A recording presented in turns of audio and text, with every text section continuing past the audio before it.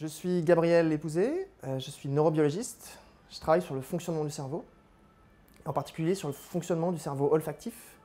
pour essayer de comprendre comment notre cerveau détecte, analyse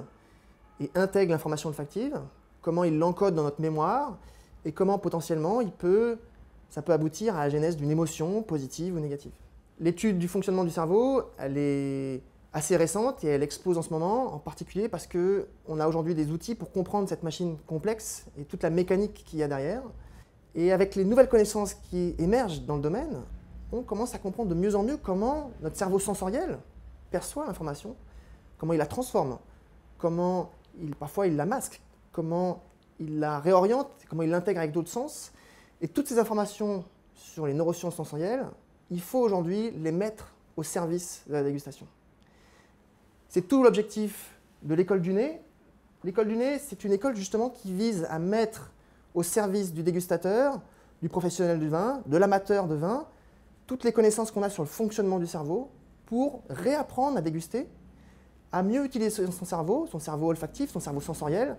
pour peut-être mieux comprendre certains mécanismes. Et quand on comprend mieux certains mécanismes, peut-être qu'on va mieux apprécier le vin. À l'école du nez, on va par exemple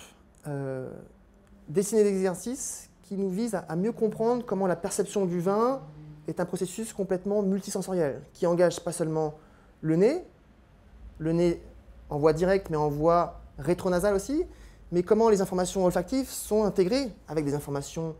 gustatives, avec des informations tactiles, et comment la perception du vin est un objet, une perception globale du vin, qui parfois, justement, est modifiée, simplifiée par le cerveau, qui cherche parfois à regrouper toutes les sensations en un seul objet, le goût du vin, alors que l'exercice du sommelier, l'exercice du professionnel du vin, du vigneron, c'est justement de séparer, d'analyser le vin pour ensuite reconstruire un objet global qui sera l'objet de la dégustation. On va se familiariser avec certains pièges de la dégustation, certains pièges que fabrique le cerveau et qui vont influencer énormément notre perception olfactive et gustative. En particulier, l'importance de la couleur, l'importance du contexte peut réellement influencer notre perception olfactive, peut la réorienter, la biaiser, et la connaissance qu'on transmet justement à ce niveau-là, des nouveaux résultats, d'imagerie cérébrale,